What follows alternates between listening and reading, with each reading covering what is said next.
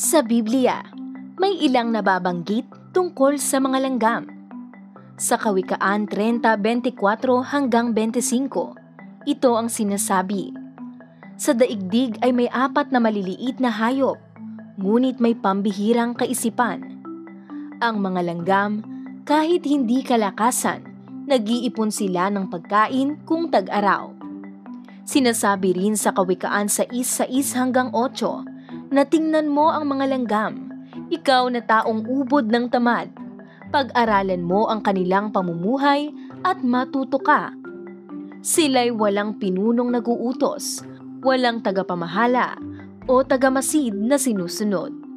Ngunit nag-iipon sila ng kanilang pagkain tuwing tag-araw at panahon ng anihan, upang magkaroon ng makakain pagdating ng tag-ulan.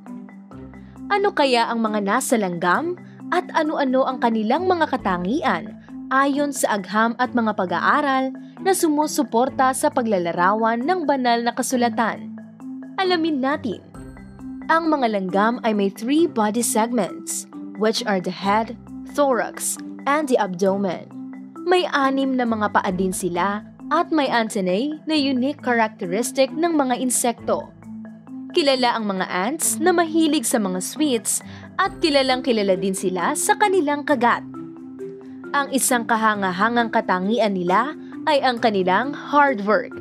Wala kasi naman tayong nakikitang langgam na walang ginagawa, nagtutulungan at parating naghahanap ng pagkain.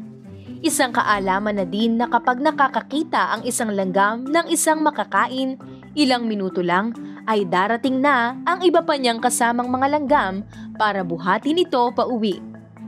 Nabubuhay kasi ang mga langgam hindi para sa sarili, kundi para sa kanilang colony. Sa mga pag-aaral at obserbasyon, unity and cooperation ang pangunahing obserbasyong nakita nila sa mga langgam. Ang ant colony ay nagpa-function as a unified superorganism na ang collective actions of many individuals serves the entire colony's overall and survival. Nai-highlight din nila ang division of labor.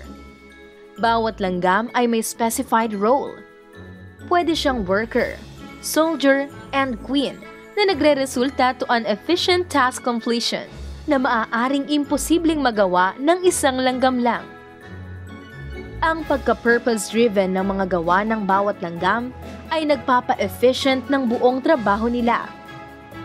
Ants are not aimless, but are born with and work toward specific purposes, contributing their efforts to the colony's success.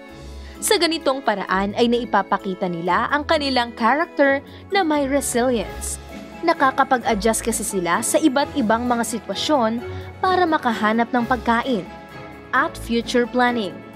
Nagko-collect kasi sila ng mga resources in anticipation of scarcity or rainy season. Tunay na kamangha-mangha ang mga langgam. Ipinapakita nila ang mga values on teamwork, self-motivation, and diligence. Sadyang napakarami nating kaalaman na makikita sa mga gawa ng may likha. Ang napakaliit na insekto ay nakapagtuturo ng epektibong paraan ng pamumuhay. Lahat ay may purpose.